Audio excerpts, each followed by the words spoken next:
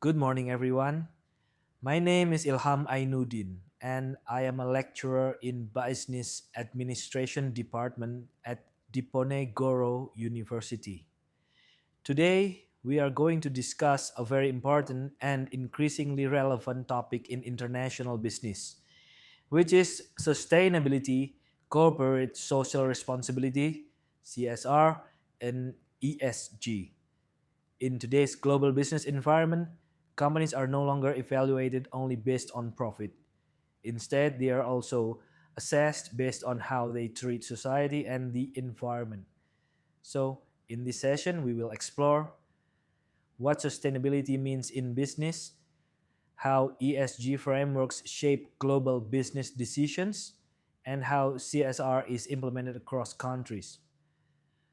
By the end of this lecture, you should understand how sustainability frameworks influence global competitiveness, corporate reputation, and long term business performance. Let's begin with the concept of sustainable business. Sustainability in business means that companies are not only focused on short term profits, but also consider long term social and environmental impacts. There are three key characteristics. 1. Long-term orientation. 2. Integration of economic, social, and environmental aspects. 3. Alignment with global sustainability goals such as the SDGs. This approach is summarized in an important concept, the triple bottom line, which consists of profit, people, and planet. 1. Profit, financial performance. 2. People, social well-being. 3. Planet, environmental protection. In international business, this framework helps us evaluate whether multinational corporations create value economically, socially, and environmentally across different countries. Multinational companies must balance these three dimensions across different countries with different regulations and expectations. Therefore, sustainability becomes a foundation for responsible global business decision making. Now, let's move to two important concepts related to sustainable business: green business and circular economy. Green business focuses on reducing carbon emissions, increasing energy efficiency, and developing environmentally friendly products and processes. Meanwhile, the circular economy emphasizes reduce, reuse, and recycle, as well as extending product life cycles and minimizing dependence on new raw materials. These concepts are especially relevant in global supply chains, where production and distribution activities span multiple countries. In international business, companies must adopt these practices because consumers are becoming more environmentally conscious. Governments are enforcing stricter regulations. Investors are prioritizing sustainable companies. So, sustainability is not only about ethics, it is also about competitiveness. Next, we discuss ESG. ESG stands for environmental, social, and governance. ESG is a framework used to assess a company's non financial performance, which strongly affects its long term sustainability. Today, ESG has become a global standard, especially in international investment decisions, business risk assessments, and corporate reputation management. Investors now evaluate companies not only based on financial reports but also environmental impact, social responsibility, governance quality. Investors and regulators increasingly use ESG indicators to evaluate whether companies are sustainable and responsible.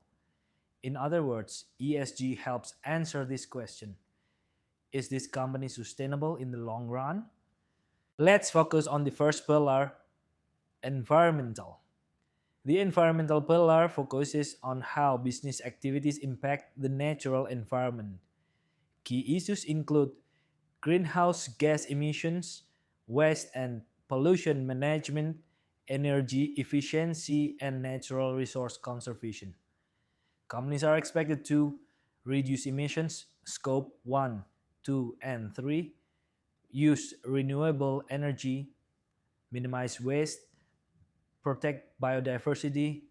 In international business, environmental problems often create cross border conflicts, especially when firms operate in countries with weaker environmental regulations. Therefore, multinational companies are expected to measure and reduce scope 1, 2, and 3 emissions and align with global climate commitments. Now, the social pillar. The social pillar evaluates how companies manage relations with employees, communities, and society at large. This includes human rights protection, diversity and inclusion, occupational health and safety, and community engagement. Failures in social responsibility can lead to consumer boycotts, labor conflicts, and reputational damage, especially in global markets. For example, companies using child labor in supply chains can face global backlash. As a result, multinational companies must ensure responsible labor practices throughout their entire supply chain. The third pillar is governance. The governance pillar focuses on how a company is directed, controlled, and held accountable.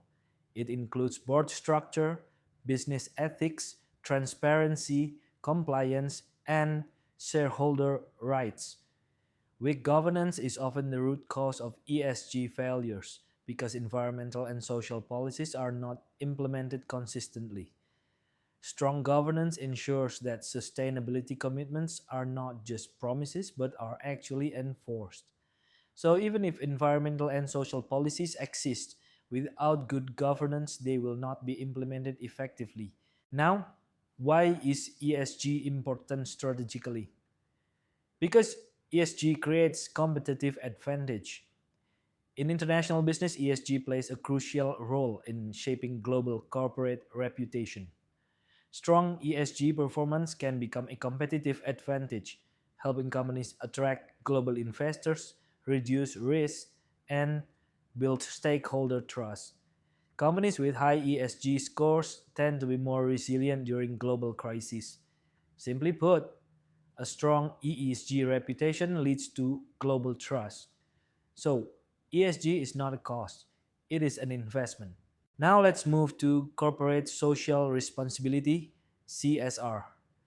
Global CSR refers to the responsibility of multinational corporations for the social and environmental impact of their operations across countries. CSR in an international context requires adaptation to local social and cultural conditions while still maintaining consistent global standards. Companies also face challenges such as differences in regulations, labor issues in developing countries, and cross border environmental impacts.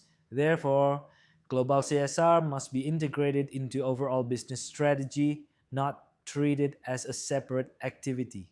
So, companies must balance global standards with local realities.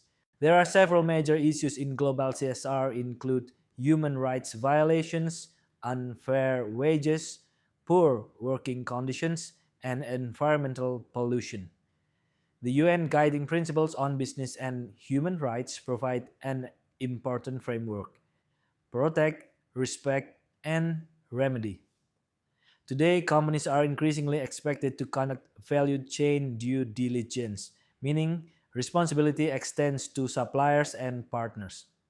For example, the EU Corporate Sustainability Due Diligence Directive requires companies to monitor their supply chains. This shows that responsibility is no longer limited to direct operations. CSR can be divided into philanthropic CSR and strategic CSR. Philanthropy focuses on short term donations and social activities that are often disconnected from core business strategy. In contrast, strategic CSR is aligned with business objectives, creates shared value, and generates long term social impact. In international business, strategic CSR is far more effective in building sustainable competitiveness. Let's look at Tesla. Tesla provides an interesting case study in sustainability and ESG. The company focuses on electric vehicles to reduce carbon emissions and invests heavily in renewable energy and battery technology. ESG is integrated into Tesla's global differentiation strategy. However, Tesla also faces ongoing scrutiny related to labor practices and governance, showing that ESG is a continuous process, not a final achievement. This case shows that ESG is a continuous process, not a perfect outcome.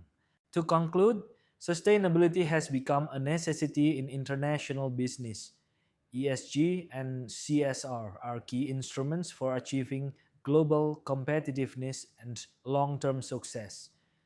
Multinational companies must balance profit, people, and planet. The Tesla case illustrates both the opportunities and challenges of sustainability implementation in a global context. Thank you for your attention. Remember, sustainable design is not the future, it is the present. Let us build international business responsibly and collaboratively. I hope this session helps you understand how sustainability shapes global business today. See you in the next session.